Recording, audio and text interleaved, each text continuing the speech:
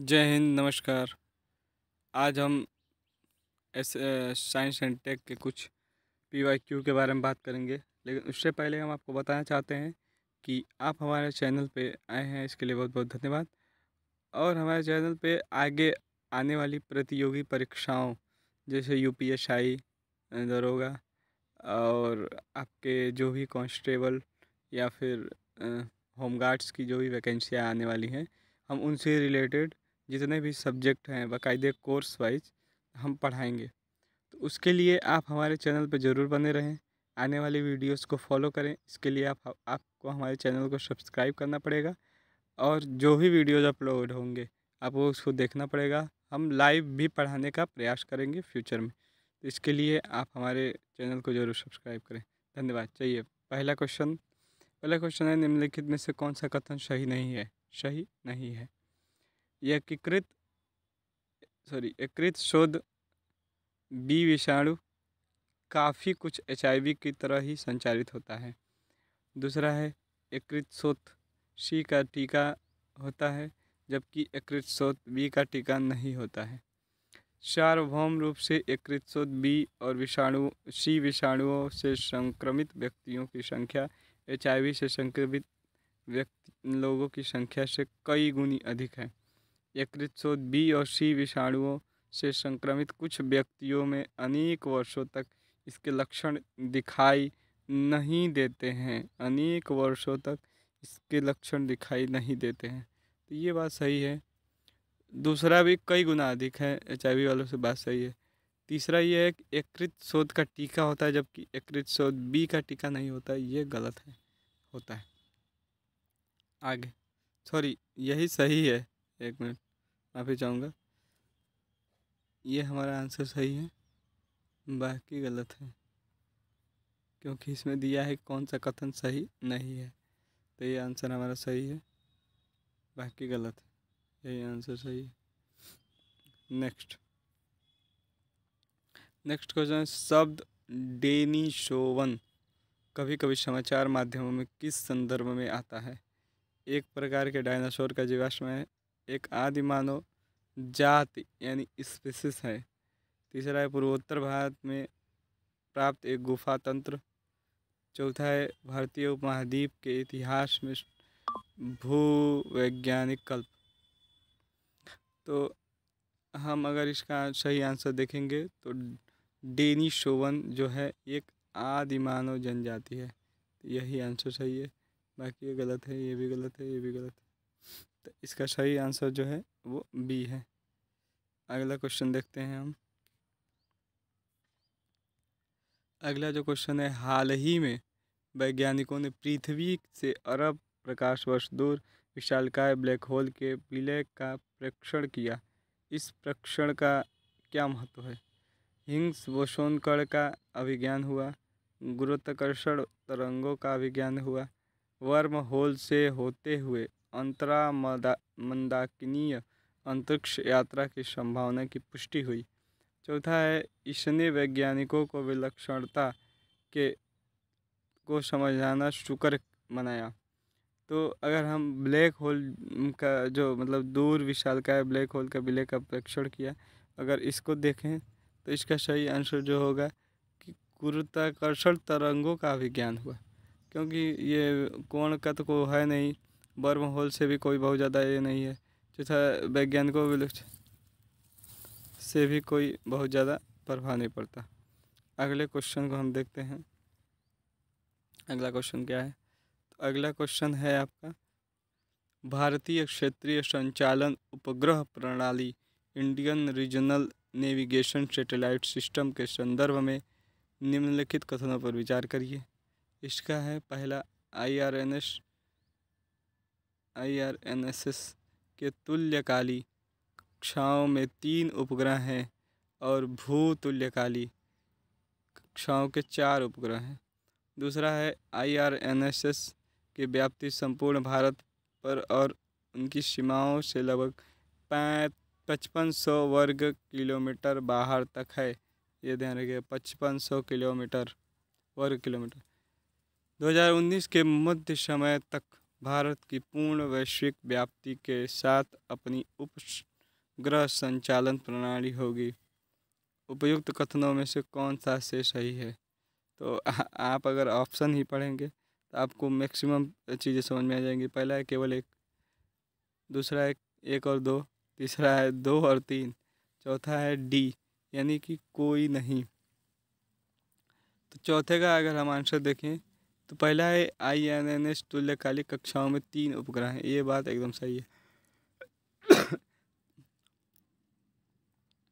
और भू तुल्यकालिक कक्षाओं में 4 उपग्रह हैं। इनकी सीमाएं मतलब भारत सीमा के बाहर 5500 वर्ग किलोमीटर है। ये 100% सही नहीं है, ये गलत है। दूसरा है 19 तक, ये कतई गलत है। तो इसका आंसर केवल एक, बाकी सब गलत है। अगले क्वेश्चन की तरफ बढ़ते हैं। परिधीय प्रौद्योगिकी के संदर्भ में परिधीय उपकरणों द्वारा निम्नलिखित में से कौन सा से कार्य निष्पन्न किया जा सकता या किए जा सकते हैं? तो पहला है किसी व्यक्ति का अवस्थान लोकेशन निर्धारण किसी व्यक्ति का निद्रा मॉनिटरिंग। जो तीसरा श्रवण दोष युक्त व्यक्तियों की सहायता। नीचे दिए गए कोड का सही प्रयोग करिए। तो केवल एक, दो और तीन, केवल तीन, एक, दो और तीन। तो जो पांचवा है अगर उसका आंसर देखें तो दो वियरेबल टेक्नोलॉजी है, उसमें लोकेशन भी आ जाता है। किसी व्यक्ति की निद्रा मॉनिटरिंग भी हो सकती है। श्रवण दोषयुक्त व्यक्तियों की सहायता, ये भी सही है। तो यानी ये सही है, बाकी ये सब गलत हैं। चलिए आगे बढ़ते हैं। अगला क्वेश्चन है संचार प्रौद्योगिकी के संदर्भ में LTE long term evolution, VoLTE यानी voice over long term evolution के बीच में क्या अंतर है? ये बहुत ही चर्चा में रहा था जब 5G आया था तब।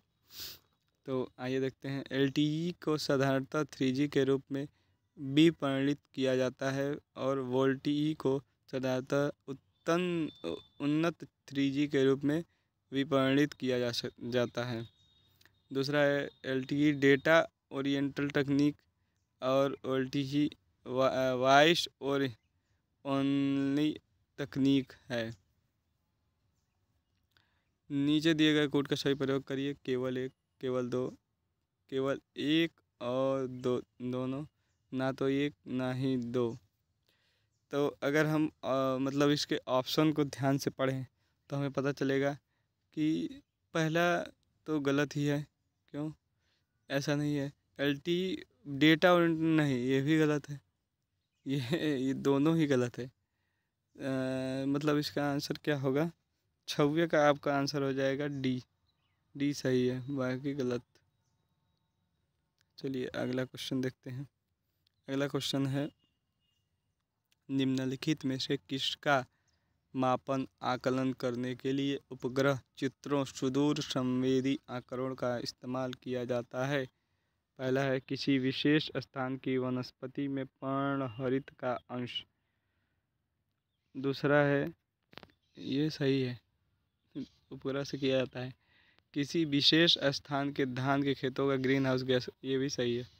आप देखेंगे तो आपको मिल जाएगा पर्यावरण वाले उसमें, मतलब जो वेदर वाले में, इसमें वेदर वाले में आपको दिखेगा। किसी विशेष स्थान पर भूपृष्ठ तापमान। हाँ, ये तो ऑब्वियस बात है, हम देखते हैं। यानी इसका आंसर सीधे तीसरा से चौथा सही है, बाकी सब गलत गलत, तीनों सही है।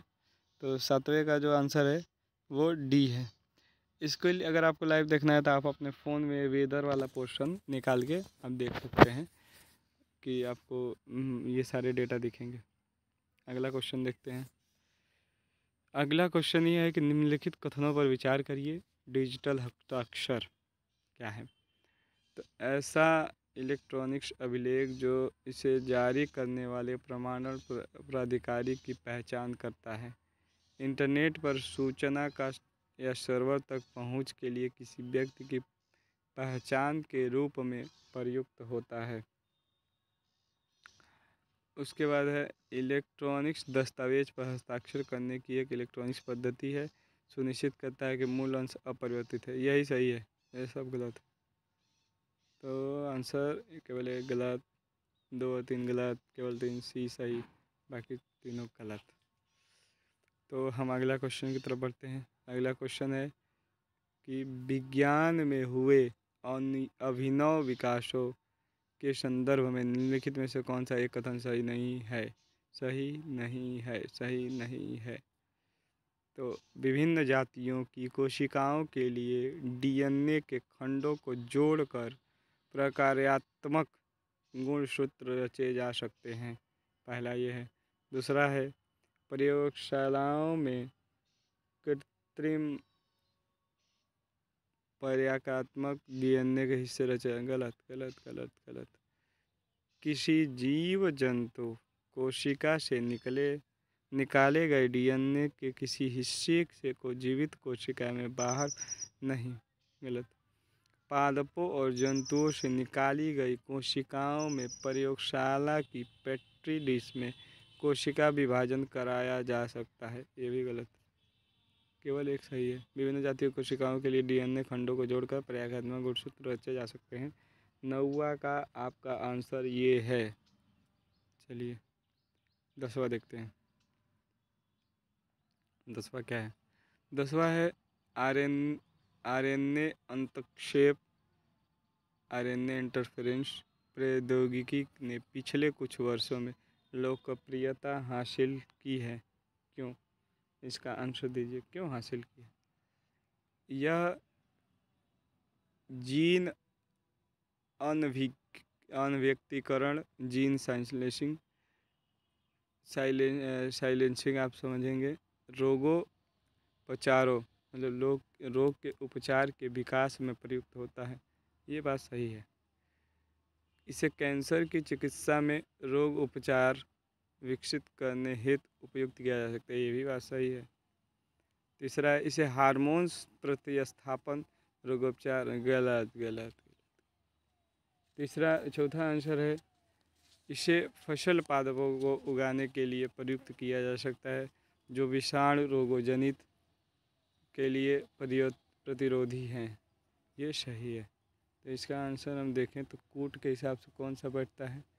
तो कूट के हिसाब से आपका एक ही बैठेगा। 3 आ गया, 3 जहाँ जहाँ आएगा गलत। ये भी गलत, केवल एक सही है। अगले क्वेश्चन की तरफ बढ़ते हैं। अगला क्वेश्चन है प्रायः समाचारों में आने वाला, ये बहुत इंपॉर्टेंट क्वेश्चन है। ये हर एग्ज़ाम में लगभग पूछ दिया जाता है कि प्रायः समाचारों में आने वाला Cas9 प्रोटीन क्या है। ये बहुत साल से पूछा जाता है और लगभग हर साल किसी न किसी एग्ज़ाम में पूछ ही देते हैं कि Cas9 प्रोटीन क्या है, या Cas9 प्रोटीन से रिलेटेड चीज़ें पूछी जाती हैं। तो पहला ऑप्शन है लक्ष्य साधित जीन संपादन, टारगेटिंग जीन एडिटिंग के प्रयुक्त आणविक कैंची। यही सही है, क्योंकि रोगियों के रोगजनकों की ठीक ठाक पहचान के लिए प्रयुक्त जो नहीं। एक जीन जो पादपों को पीड़क प्रतिरोधी बनाता है। नहीं। आनुवंशिक रूपांतरित फसलों को संश्लेषित होने वाला एक शाकनाशी पदार्थ है। गलत। एक ही एक कैंची है, काट के उसको वो करते हैं। अगला क्वेश्चन देखते हैं। 12 है आपका। निम्नलिखित कथनों पर विचार कीजिए। भावी माता पिता के अंड या शुक्राणु उत्पन्न करने वाली कोशिकाओं में आनुवंशिक परिवर्तन किए जा सकते हैं। क्या ये सही है? आनुवंशिक परिवर्तन किए जा सकते हैं। इसका डी आंसर होगा। डी कहाँ चला गया? ओफो, डी आंसर इसमें हम ये नहीं कर पाए। चलिए इसको स्किप करते हैं। अगले क्वेश्चन, हालांकि मैं इसको बता दूंगा लेकिन अब ऐड करना पड़ेगा, सॉरी। अगले क्वेश्चन पे बढ़ते हैं। निम्नलिखित कथनों पर विचार, निम्नलिखित में से कौन सा भारत के सूक्ष्म जैविक रोगजनकों में बहु औषध प्रतिरोध के होने का कारण है? बहु औषध प्रतिरोध। तो 13वां का जो आंसर है, मतलब वो ऑप्शन है, वो है कुछ व्यक्तियों में आनुवंशिक पूर्ववृत्ति, जेनेटिक प्रीडिस्पोजिशन का होना। कोई ज़रूरी नहीं है। एक मिनट। रोगों के उपचार के लिए प्रतिजैविक की गलत खुराकें, ये भी गलत है। ये खुराकें नहीं होगा, ये खुराकें लेना होगा। ये थोड़ा सा यहाँ मिस्टेक है, खुराकें होगा तो गलती से आ गया है। पशुधन फार्मिंग में प्रतिजैविकों का इस्तेमाल करना कि कुछ व्यक्तियों में चिरकालिक रोगों की बहुलता का होना, कुछ व्यक्तियों में आनुवंशिक पुनरावृत्ति नहीं, ये गलत है। पहला तो गलत होगा। दूसरा है रोगों के उपचार के लिए प्रतिजैविक का गलत खुराक लेना, हाँ ये बात सही है। पशुधन फार्मिंग में प्रतिजैविकों का इस्तेमाल करना, जो पशुधन है यानी कि गाय भैंस में यदि हम इसका इस्तेमाल करते हैं तो सीधे हमारे बॉडी में आएगा, ये भी सही है क्योंकि दूध पिएंगे हम, घी मक्खन ये सब खाएंगे, डायरेक्ट आएगा। तीसरा है कुछ व्यक्तियों में चीर का नहीं, ये गलत, ये ऐसा नहीं हो सकता। इसका आंसर दूसरा सही है, पहला गलत है, तीसरा गलत है, चौथा गलत, दूसरा सही है। चौथा क्वेश्चन, 14वां क्वेश्चन देखते हैं। निम्नलिखित कथनों पर विचार करिए। भारतीय पेटेंट अधिनियम के अनुसार किसी बीज को बनाने की जैव प्रक्रिया को भारत में पेटेंट कराया जा सकता है। अब ध्यान से पढ़िए कि बीज को बनाने की जैव प्रक्रिया को भारत में पेटेंट कराया जा सकता है। नहीं भारत में कोई बौद्धिक संपदा अपील बोर्ड नहीं, ऐसा नहीं है। पादप किस्में भारत में पेटेंट कराए जाने के पात्र हैं। पादप किस्में भारत में पेटेंट कराए जाने के पात्र नहीं है, हाँ बात सही है। 2019 तक, 2019 का जो पेपर था उस समय तक, तो इसका आंसर जो है सी होगा। पहला गलत, दूसरा गलत, तीसरा गलत, क्योंकि 1 2 तो नहीं है। तो ये रहे हमारे कुछ 2019 के PYQ जो पूछे गए थे। बाकी और भी हमारे जो भी सेशन होंगे आप उसको ज़रूर भी देखते रहिए। वीडियो में बने रहने के लिए आपका बहुत बहुत धन्यवाद। जो त्रुटियां हो रही हैं आप उसे कमेंट बॉक्स में हमें बता सकते हैं, हम उसका सुधार करने का पूरा प्रयास करेंगे। धन्यवाद।